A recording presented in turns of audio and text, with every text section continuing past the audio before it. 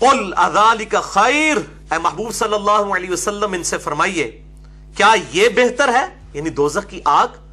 ام جنت الخلد التی وعد المتقون، یا پھر وہ جنت کہ جس کا وعدہ کیا ہے اللہ تعالیٰ نے ڈر جانے والوں کے لیے۔ یہ متقی سے مطلب جو ہے وہ فوراً لوگوں کے ذہن میں آتا ہے شاید کوئی داڑھی، پگڑی، نمازیں، یہ ساری چیزیں بھی شامل ہیں، لیکن متقی کا اصل جو معنی ہے یہ لفظ وقا سے نکلا ہے، بچنا، ڈر جانا۔ متقی وہ شخص ہے جو ڈر جائے اس بات کے تصور سے کہ کسی نے مجھے میری مرضی کے بغیر پیدا کیا ہے، وہ میرے ساتھ کچھ بھی کرنے پر قادر ہے۔ جو سورۃ المؤمنون میں آیا افحسبتم انما خلقناکم عبثا، کیا تم نے گمان کیا ہم نے تمہیں ویسے ہی پیدا کر دیا، وانکم الینا لا ترجعون، اور تمہیں مر کے ہمارے پاس نہیں آنا۔ اپنی مرضی سے ہم پیدا نہیں ہوئے، اور اگر کسی کے بنانے سے پیدا ہوئے ہیں اور اس کے تابع فرمان نہ بنے تو جسے کہتے ہیں نا ایسی کی تیسی پھیر کے رکھ دے گا، اور کوئی بھی ہستی اس کے مقابلے پہ بچا نہیں سکے گی، ولیعوذ باللہ تعالی۔ تو یہ ڈر جب جس کے دل میں آ جائے گا وہ ہوگا متقی، ڈر جانے والا۔ پھر اس کے بعد اس کی سٹیجز شروع ہو جائیں گی۔ تو یہ ڈر جانے والے لوگوں کے لیے ہی ہدایت ہے، اور جو ڈرنے والے نہیں ہیں ان کے لیے قرآن میں کوئی ہدایت نہیں ہے۔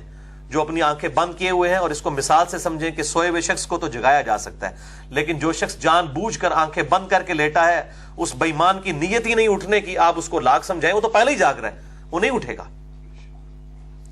اے نبی صلی اللہ علیہ وآلہ وسلم فرما دیجئے بھلا یہ دوزخ بہتر ہے یا وہ جنت جس کا وعدہ کیا گیا ہے ڈر جانے والوں کے لیے؟ کانت لہم جزاء ومصیرا،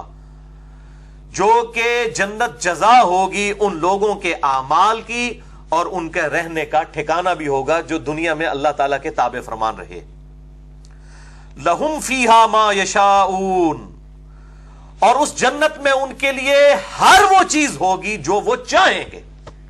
ان کی مرضی کے مطابق۔ خالدین،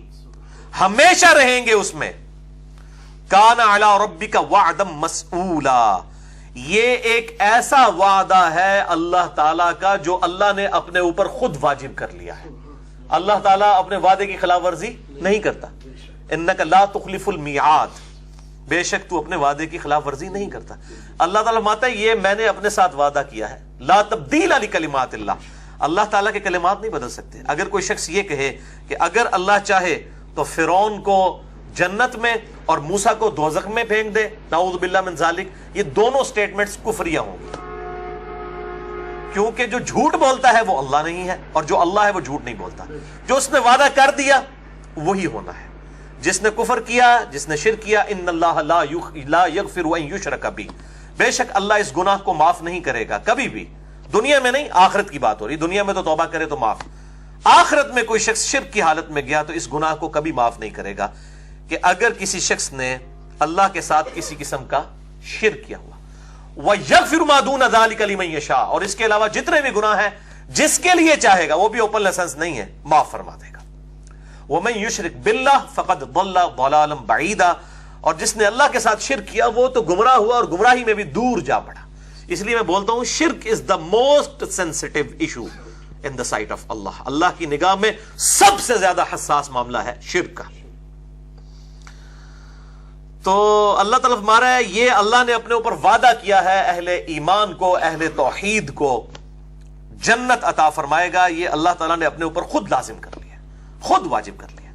اور یہ کیا فرمایا جا رہا ہے؟ لہم فیہا ما یشاؤون، اور اس جنت میں ہر وہ نعمت ہوگی جو جنتی چاہیں گے۔ یہ نہیں کہا جا رہا کہ جو اللہ چاہے گا، وہ تو ہوں گی، اس کے علاوہ بھی جو نعمتیں ہیں، جو انسان کی خواہشات ہوں گی، جو کوئی انسان خواہش رکھتا ہے اپنے دل کے اندر، اللہ تعالیٰ اس کی خواہشات کو پورا فرمائے گا۔ اور میں اسی لیے اپنے بھائیوں سے کہتا ہوں اپنے دل میں اچھی اچھی خواہشات رکھیں۔ جنت میں جاتے ہوئے جب انسان جنت میں پہنچ جائے تو اپنے رب کے سامنے وہ خواہش رکھتے ہیں۔ مثال کے طور پر میں نے اپنے دل میں ایک خواہش رکھی ہے کہ جنت میں مجھے امام کائنات سید الاولین والآخرین شفیع المذنبین رحمت للعالمین سیدنا و مولانا امام اعظم محمد رسول اللہ صلی اللہ علیہ وآلہ وسلم کی مبارک زندگی کی پوری ویڈیو دکھائی جائے۔ آپ اس خواہش کا اظہار کر سکتے ہیں،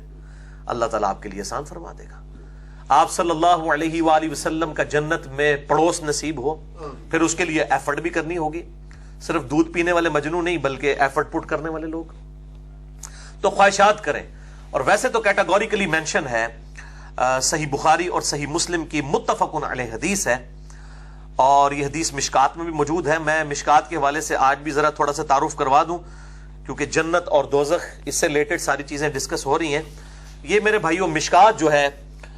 یہ انسائکلوپیڈیا آف حدیث اسے میں نے ڈکلیئر کیا ہے، اہل سنت کی مین سٹریم کی 13 کتابوں کا یہ آپ سمجھ لیں خلاصہ ہے۔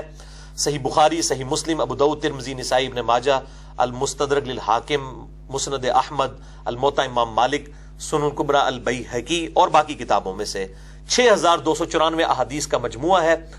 شیخ زبیر لیزئی رحمہ اللہ تعالی کی تحقیق اور تحکیم اور تخریج کے ساتھ اہل سنت پاک.com پہ 18 MB کی 3 فائلز آپ کو اس کا PDF مل جائے گا،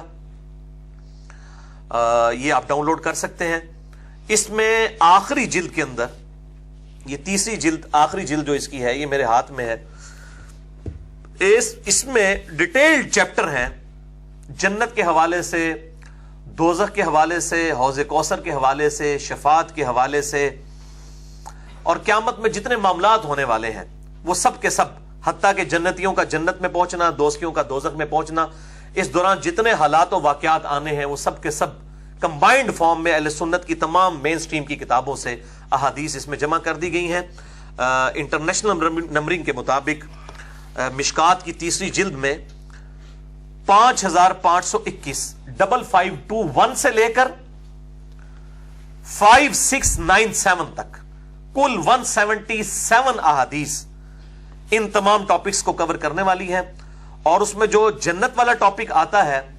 اور اہل جنت کا بیان اور ان کے ساتھ کیا حالات و واقعات ہوں گے، اس میں پہلی حدیث یہی ہے جو مشکات میں بھی موجود ہے،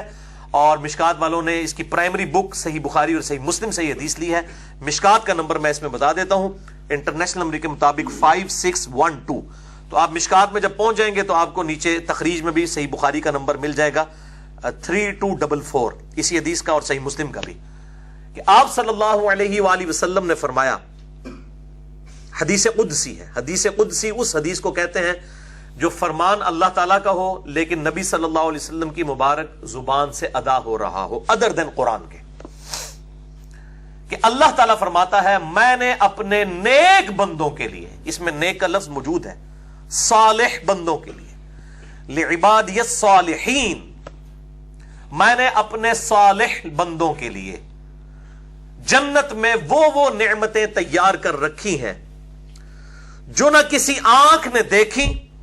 نہ کسی کان نے سنی، اور نہ کسی دل پر ان کا خیال کبھی گزرا۔ اور پھر آپ صلی اللہ علیہ وآلہ وسلم نے اپنی گفتگو کی سپورٹ میں سورۃ الفرقان سے ہی آیت تلاوت فرمائی، اعوذ باللہ من الشیطان الرجیم، فلا تعلم نفس ما اخفی لهم من قرۃ اعین، بلکہ یہ سورہ السجدہ میں آیت آتی ہے، پس کوئی جان نہیں جانتی کہ اللہ تعالیٰ نے اس کی آنکھوں کی ٹھنڈک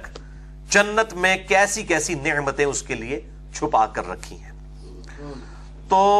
یہ جنت کی نعمتیں، اب جنت کے اوپر کبھی موقع ملا تو ڈیٹیل لیکچر دیں گے، یہ ساری احادیث یہاں پر آپ کو کمبائنڈ فارم میں مل جائیں گی، ایک ڈیٹیل طلب ٹاپک ہے یہ، البتہ یہاں پر اتنی ہی گفتگو کرنا کافی ہے۔